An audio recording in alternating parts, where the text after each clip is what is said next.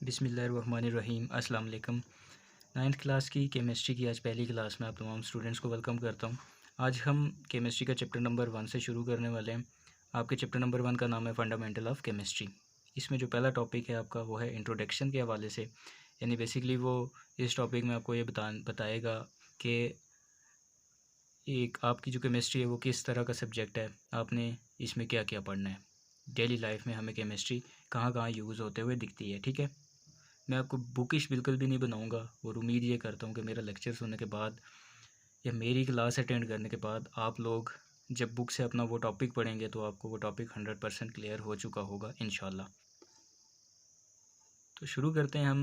हमारा पहला topic introduction में वो ये कहता है कि आपकी जो केमिस्ट्री है, केमिस्ट्री आपकी साइंस की एक ब्रांच है। यानी केमिस्ट्री क्या है, एक साइंस की ब्रांच है। तो सबसे पहले हमें ये पता होना चाहिए कि साइंस क्या है। What is science?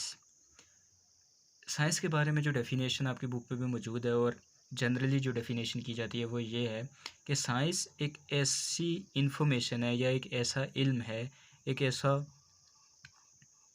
नॉलेज है जो कि आपको हासिल होता है कब, जब आप किसी चीज़ को ऑब्ज़र्व करते हैं और आप उस चीज़ के बारे में एक्सपेरिमेंट्स करते हैं।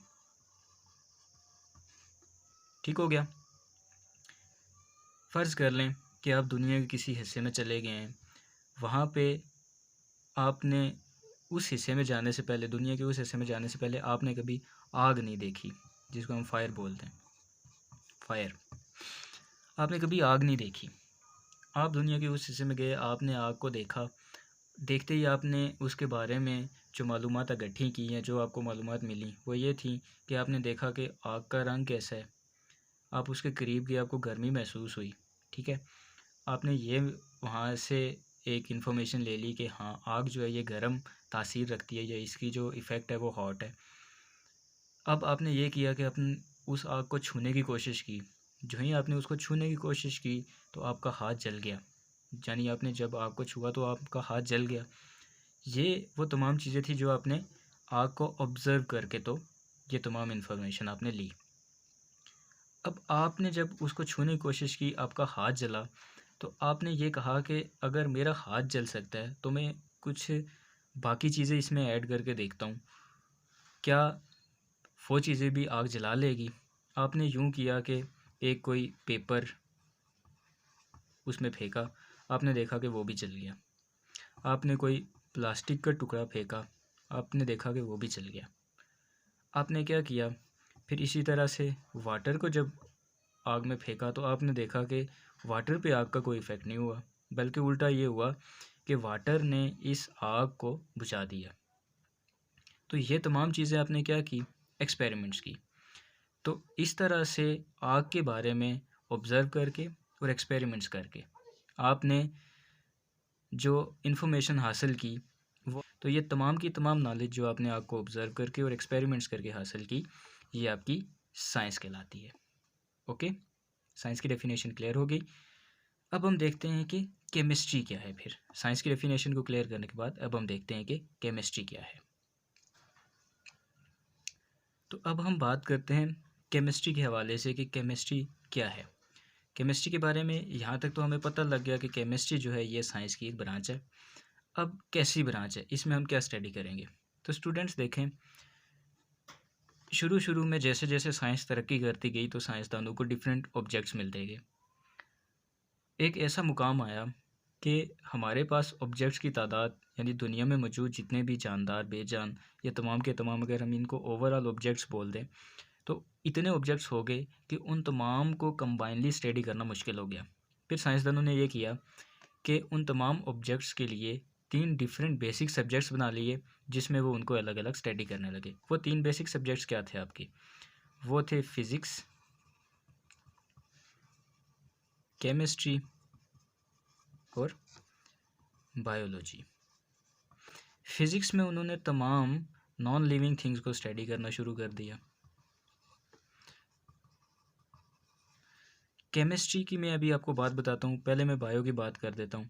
इसमें इन्होंने तमाम लिविंग थिंग्स को स्टडी करना शुरू कर दिया।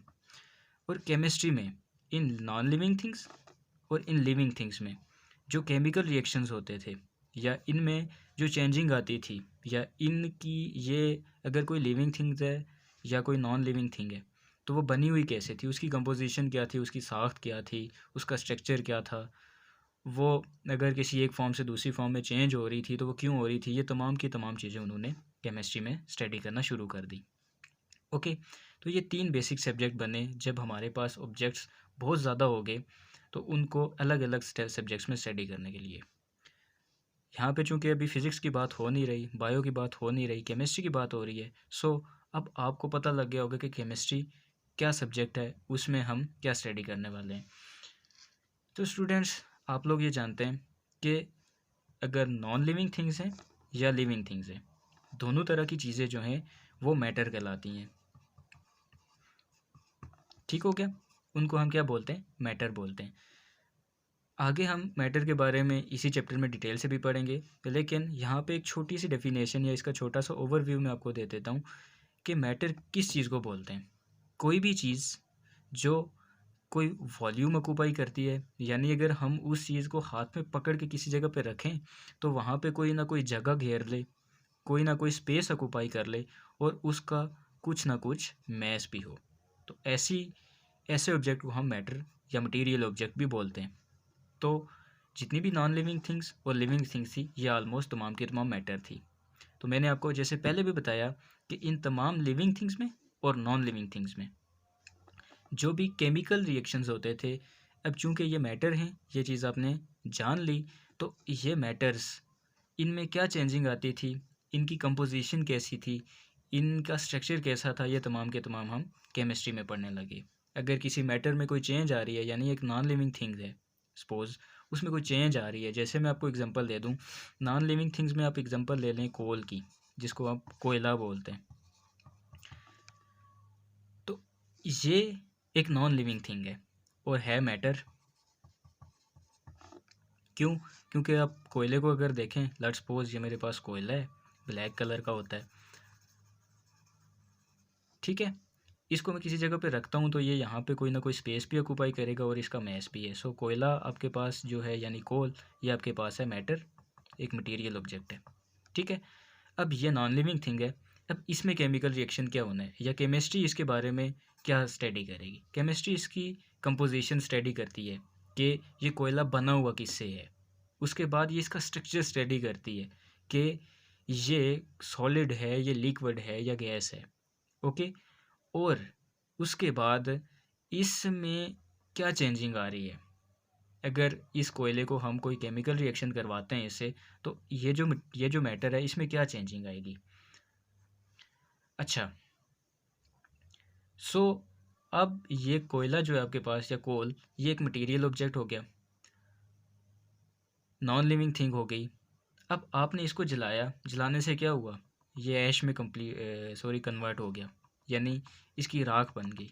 अब अगर आप देखें, अब अगर कोयले का जो ओरिजिनल स्ट्रक्चर था उसको आप कंपेयर करें इस ऐश के साथ या इस राख के साथ, तो आप देखेंगे इन दोनों में डिफरेंट है, इन दोनों में काफ़ी डिफरेंस है। तो हुआ क्या कि ये कोयला एक केमिकल रिएक्शन के थ्रू या एक केमिकल चेंज के थ्रू वो बेसिकली चेंज हो गया, अपनी इस ऐश में या इस राख में चेंज हो गया। तो केमिस्ट्री आपका फिर यही सब्जेक्ट है जो कि डील करती है, जिसमें हम स्टडी करते हैं मैटर के बारे में, उसकी कंपोजिशन के बारे में, उसके स्ट्रक्चर के बारे में।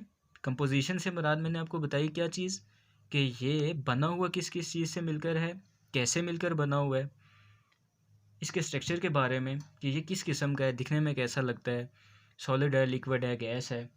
चेंज इन मैटर, इसमें क्या चेंजिंग आती हैं, अगर ये कोई केमिकल चेंज इसमें आ रही है या ये अगर ये किसी केमिकल रिएक्शन में हिस्सा ले रहा है तो उस हिस्सा लेने के बाद इसमें क्या चेंजिंग आएगी।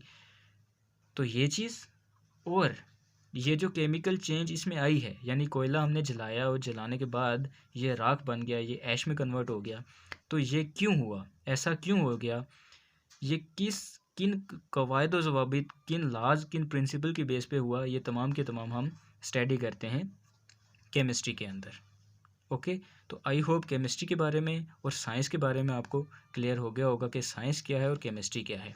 अब अगर हम केमिस्ट्री की अगर डेफिनेशन करना चाहें तो केमिस्ट्री की डेफिनेशन हम यूँ कर सकते हैं कि the chemistry is the branch of science in which we study about the matter, its composition, its structure and the changes which comes into this matter या that matter and the laws and the principles which are responsible for these kind of changes is called the chemistry. यानी chemistry आपकी science की वो शाख है, वो branch है जिसमें हम मैटर के बारे में स्टडी करते हैं, उसकी स्ट्रक्चर, उसकी कंपोजिशन के बारे में, और अगर कोई केमिकल रिएक्शन हो तो उस केमिकल रिएक्शन के नतीजे में उसमें क्या चेंजिंग आएंगी और किन उसूलों, किन कवायद ज़वाबित की बुनियाद पर आएंगी, ये तमाम की तमाम चीज़ें हम केमिस्ट्री में स्टडी करते हैं। तो आई होप साइंस और केमिस्ट्री की बात आपको क्लियर हो गई होगी। Got it. केमिस्ट्री जो है इसको नेचुरल साइंस भी बोलते हैं, चूँकि ये मोस्टली उन ऑब्जेक्ट से डील करती है, या इनमें हम इस केमिस्ट्री में हम मोस्टली उन ऑब्जेक्ट्स को स्टडी करते हैं, उन चीज़ों को स्टडी करते हैं जो कि नेचुरल वर्ल्ड से ताल्लुक़ रखती हैं। यानी डेली लाइफ में हम अपने इन्वायरमेंट में जो चीज़ें देखते हैं ये उनसे ताल्लुक़ रखती है। ठीक हो गया। तो यहाँ तक था आपका साइंस और केमिस्ट्री। अब इंट्रोडक्शन वाले टॉपिक में मज़ीद इसने जो लिखा है वो इसने लिखा है कि डेली लाइफ में हम केमिस्ट्री को कहाँ कहाँ यूज़ होते हुए देखते हैं। तो ये इंतहाई आसान सी चीज़ें, आप खुद भी पढ़ेंगे आपको समझ आ जाएगी। मैं भी आपको थोड़ा सा बता देता हूँ। वो ये कहता है कि अगर हम अपने घरों में इस्तेमाल होने वाली डिफरेंट किस्म की अशिया देखें, लाइक प्लास्टिक देख लें, रबड़ देख लें, सिंथेटिक फाइबर्स देख लें, साबुन यानी सोप जो हम यूज़ करते हैं, बॉडी स्प्रे, परफ्यूम वगैरह, ये तमाम की तमाम चीज़ें जो हैं ये केमिस्ट्री की प्रोडक्ट्स हैं। इसी तरह से हम मुख्तलिफ़ अद्वियात इस्तेमाल करते हैं, मेडिसिन इस्तेमाल करते हैं, ये तमाम के तमाम भी केमिस्ट्री ही की इजाद हैं। इसके अलावा नेक्स्ट वो बात कर रहा है कि आप अगर अपने ही पहने हुए कपड़ों पे गौर करें तो आपके जो कपड़े हैं, आपको एक ही कपड़े में डिफरेंट किस्म की वैराइटीज़ मिल जाती हैं। तो ये तमाम की तमाम वैराइटीज़ किस वजह से हैं? ये तमाम की तमाम केमिस्ट्री ही की प्रोडक्शन है। ये जितनी भी अशिया हैं ये तमाम की तमाम केमिस्ट्री की प्रोडक्शन है। इसके अलावा वो ये कहता है कि चूँकि हमने केमिस्ट्री को कहा नेचुरल साइंस, तो नेचुरल साइंस में फिर हमने ये कहा कि ये नेचुरल वर्ल्ड से डील करती है, यानी हमारे इन्वायरमेंट में जो रोज़मर्रा की चीज़ें हम देखते हैं उनसे। तो इससे मुराद इसकी क्या थी कि जैसे आप अगर मेटल्स को देख लें, रॉक्स को ले लें, नॉन मेटल्स को ले लें, एयर ले लें, वाटर ले लें, ये तमाम की तमाम वो चीज़ें जो कि हमारी नेचुरल वर्ल्ड में एग्जिस्ट करती हैं। इसलिए इनकी स्टडी जो है वो केमिस्ट्री करती है, तो सो केमिस्ट्री को हम नेचुरल वर्ल्ड भी नेचुरल साइंस भी बोलते हैं। उसके अलावा फिर इसने ये कहा कि केमिस्ट्री ने हमारे जो कुछ प्रॉब्लम्स थे जो कि हमें हिस्ट्री में काफ़ी फेस करना पड़ते थे, फूड से रिलेटेड थे, हेल्थ से रिलेटेड थे, उनको सॉल्व करने में काफ़ी हेल्प दी है। Like food problems, population problem, environmental protection, biochemical processes, new sources of energy, synthesis of new material and raw materials from the oceans. ये तमाम की तमाम आपके इंट्रोडक्शन पेज में लिखी हुई हैं, आप वहाँ से स्टडी कर लेना, जो आपको इंशाल्लाह ये चीज़ें क्लियर हो जाएंगी। तो बेसिक चीज़ जो थी वो आपको समझाना था कि साइंस क्या है और केमिस्ट्री क्या है। आई होप ये आपको क्लियर हो गई होगी। और तीसरी बात जो हमने स्टडी की वो ये थी कि आपकी जो केमिस्ट्री है वो डेली लाइफ में हम कहाँ कहाँ यूज़ करते हैं ये, और चौथी बात कि केमिस्ट्री को नेचुरल साइंस क्यों बोलते हैं ये, और पांचवी बात ये आपने इस टॉपिक से रिलेटेड याद रखनी है कि आपकी केमिस्ट्री ने आपके हिस्ट्री के कौन कौन से प्रॉब्लम्स को सॉल्व किए हैं। तो आई होप यहाँ तक बात क्लियर हो गई होगी। नेक्स्ट वीडियो में फिर इंशाल्लाह हम देखेंगे ब्रांचेस ऑफ केमिस्ट्री के बारे में। तो यहाँ तक आप लोगों ने इसको अच्छे तरीके से समझ लेना है। अगर कोई चीज़ नहीं समझ आई तो आपने कमेंट सेक्शन में ज़रूर पूछ लेना है। तो अब फिर मिलते हैं नेक्स्ट क्लास में, तब तक के लिए अपना ख्याल रखिएगा। अल्लाह हाफिज़।